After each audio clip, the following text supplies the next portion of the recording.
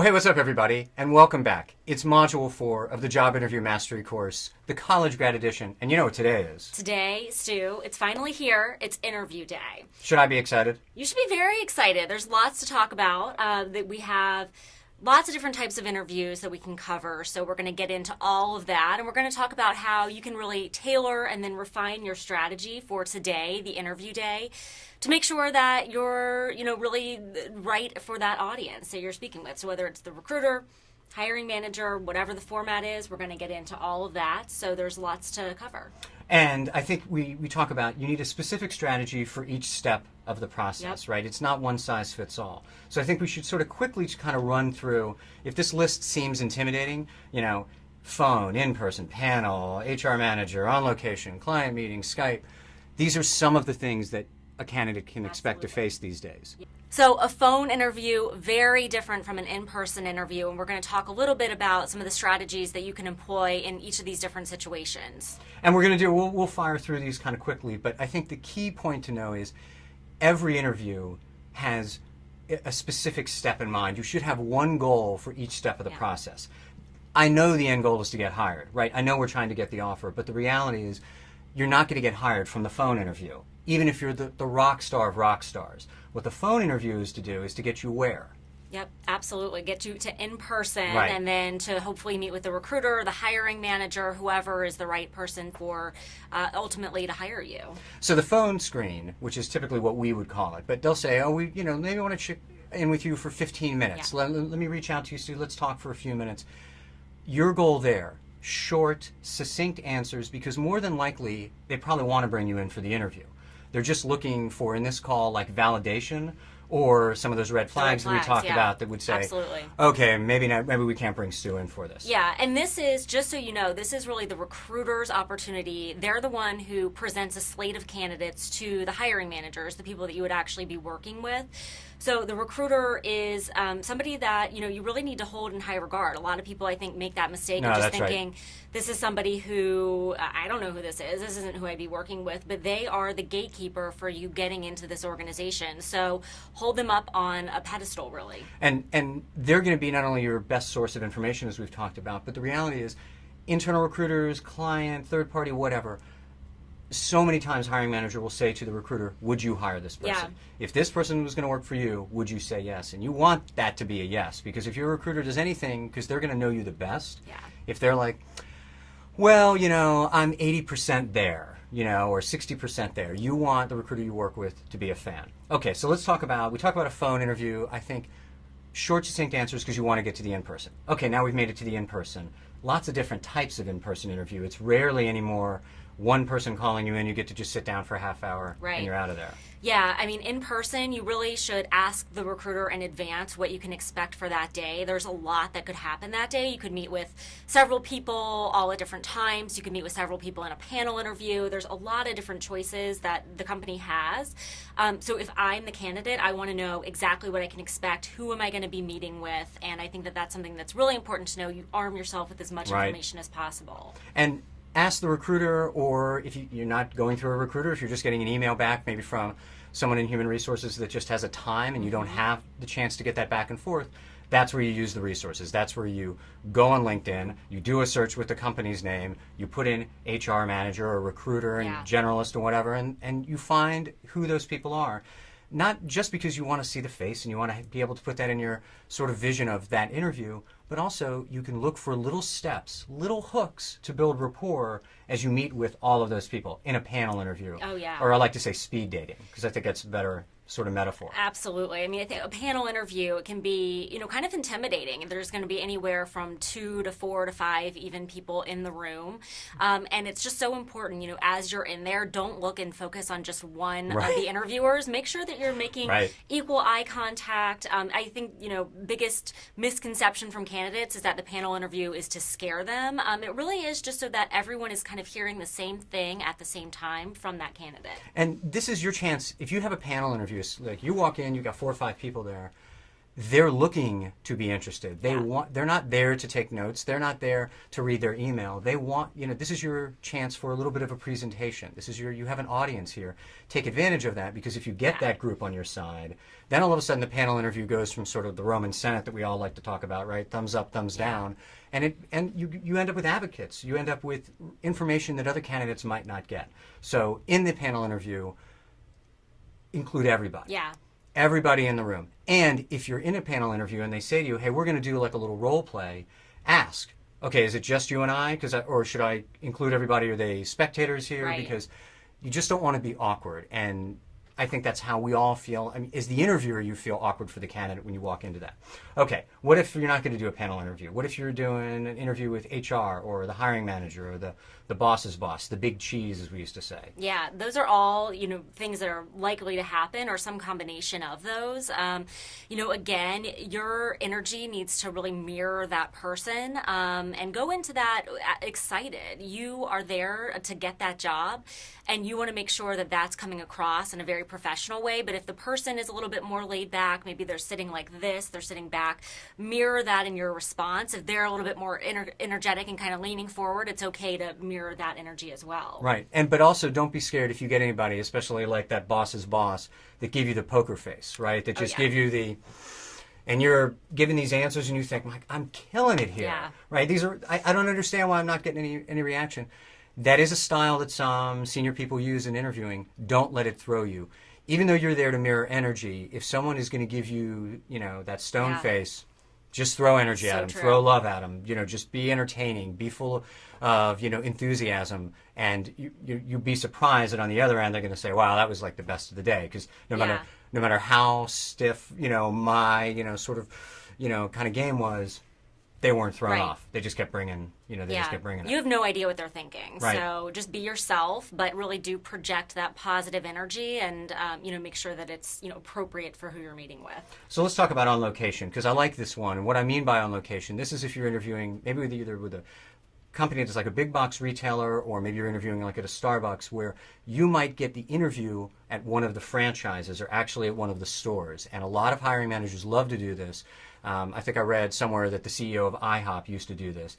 We take somebody, we're kind of busy, and instead of meeting at the headquarters, let's go out for lunch. They'd go to an IHOP, and all they would do is watch the interaction with the waitress or, the waiter, and see if they weren't respectful, if they were just so focused on the CEO and they weren't including them, it was over. So this is a way you can get great intel, but it's also a way you can get thrown off your game. Yeah, it's so true, and I think we get into this in a minute, but really treating everyone that you meet as if they're interviewing you, whether they're on that list that the recruiter gave of, actual official interviewers, it's just so, so, so important. Okay, so client meeting. That's where you may get hired for by a company, but they may be supporting, their business may be, insourcing or outsourcing, and maybe they have a giant company. You're going to work on the client site, so the client's got to say yes for you to get the job. It isn't any different than any other process, right? You treat everybody the same, you ask great questions, you bring good energy. But in that case, again, I would tailor my answers a little bit around knowing that you're going to be representing this company on a client site. You want to bring that professionalism to show absolutely. That you're going to represent them well. Right. And more companies, too, are doing Skype interviews, or they're using video interviewing as a way to, just initially screen out candidates before you even get that opportunity to talk to a recruiter. Others are doing it live, so you're speaking with a recruiter or a hiring manager on Skype or the video interviewing system. So, so, so important that you treat that as if it were an in-person interview. So you're dressing professionally, you're in a quiet place, you're, if you're a lady, your hair and your makeup and all of that stuff is appropriate for an interview. What about a Van Halen poster behind me while I do the Skype? It depends on the company that you're interviewing maybe if you're interviewing for music, it's okay. If you're interviewing for like a really cool, funky startup, and if you're interviewing for, Bank of America or something that's a little bit more buttoned up, I would be thoughtful about what your background looks like. And I would definitely say on Skype, just as a last thought, absolutely the expectation, it doesn't matter if you are 25 or 85. If you are interviewing in 2013, you have to find a way to make Skype work. Yeah. If you don't have a computer at home that has it, then you need to go to an internet cafe, or you need to go to a Kinko's and rent a conference room. Because recruiters, this is a way that they can be a lot of places and move very fast. And if they say, hey, can you be available next Tuesday for a Skype interview? And you say, well, no, I don't know if I can make that work, but I can definitely do a phone call right away. Huge red It's flag. less interesting. Huge red flag. For one of the last companies I worked with, I did a lot of video interviewing, and if a candidate wasn't available for that, if they didn't know how to use Skype, or if they didn't know how to use those types of things, it really made me wonder, is this someone who's going to be successful here? Because our company relies on a lot of these technologies every single day. That's right. All right, so let's talk about how to set your interview day up for success. And I think this is one of the things that so many candidates overlook. But it all counts. You want this to be you on a great day. And it begins with the number one point in my polling, like 50 recruiters. What's the one thing they would tell candidates? Their one thing, not my usual 15 one things. Eat before the interview. Because you know what's going to happen? One, low energy, you might not be yourself. But secondly, and it sounds silly, but how many times have we sat there and you listen, you hear people's stomach gurgling in the interview? And you really feel for them. You really do. But it can be prevented. Easily. So eat something. And if you're nervous, I get it. So eat a few hours before. But please, eat before the interview. That's the way to get this day. Step one, I know I sound like everybody's mom, eat a good breakfast. But if that's not normally your style and you have an interview in the morning, you get up a little bit earlier so that you can have a meal and you can be like midday game day. That's what we're looking for. Yeah. And you want to really put the focus on yourself. So don't think about those things that you normally do. Maybe you do watch the news. You're a heavy consumer of that. Maybe you are constantly on Facebook or Twitter or whatever. Really try to kind of calm all of that out and calm out that extra noise. You want to be focused on the actual interview, on yourself, on making sure that your energy is high and that you're that best version of yourself that day. And so are we being contradictory? Because didn't we tell them to check the news the morning before? But what we mean is not wall to wall. You don't need to have, Fox or NPR or anything, any flavor of it blasting wall to wall the morning of your interview, because it's going to distract you. You want to be going through thinking about your career, thinking about what's exciting to you about this company, thinking about really how fortunate you are to have an interview today. Because, I don't think we even said this at the top of the program, but to have this interview, there's probably 1,000 candidates who sent a resume in for the interview that you have today who really would want to be in your shoes. So don't overlook that on interview day. Yeah, very true.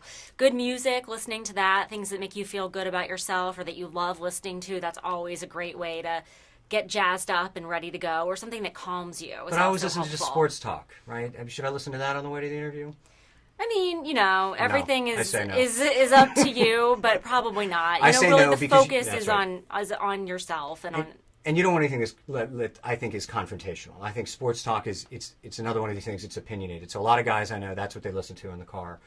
This is the day. Break out your favorite music. Break out, something from high school or college that really, got you excited. Because again, this is you on a great day. And we're going to talk in the next module as we get into the interview about how that first few seconds of the interview are so important. And the other thing I would say is no heavy phone calls. Yeah. Right. If you have a support group or you have people who are going to be able to pump you up and get you fired up, as I say, just do a warm up. Right. Right. Because if you have an 8:30 in the morning interview, it's tough if your very first conversation of the day is that interview. Yeah. Yeah, very true. But nothing heavy. So if you call your parents and they make you feel great, awesome. If you call your parents and for some reason they stress you out, not the morning of your interview. Okay, let's be vain for a minute. Let's talk about appearance on interview day. All right, yeah. Speaking of appearance, this is interesting here, Batman.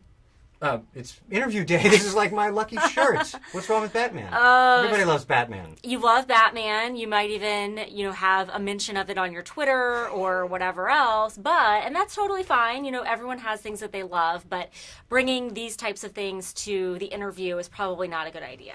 All right, so I probably agree. Unless you are super amazing, otherworldly, brilliant, and you probably know who you are if that is you, then you can rock this. I would say that's fine. But this needs to be the best representation of you. Even if it's super crazy cool startup and everybody dresses like this, that's not how you dress on interview day. And you know why? Because you don't work there yet. Right.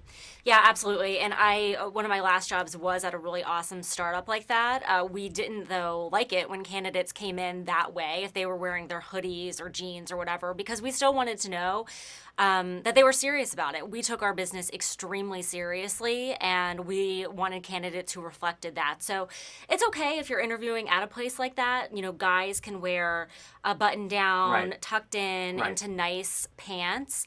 Ladies could wear a dress like this or a suit, always appropriate. You know, guys can do without the tie if they're Right. going to a startup like that. But for most interviews, most companies that you're going to be going out towards, and it's also important because you're right out of school, you want to convey that serious, you know, that you are That's right. serious. You really want to make sure that that's coming across, and your attire is the first thing that people are going to notice about you. If it's not serious, they're going to think you're not either. And it's such an easy thing in my mind to do well with. And if you're looking for us to say that people aren't going to make snap judgments based on your appearance, that's just not reality. We all do that. You do that. It's just how we process. Sure. So you want to set that day up. And your appearance. So here's the thing. So for guys, I think the advice, what I typically say, even if it's a wild, crazy startup,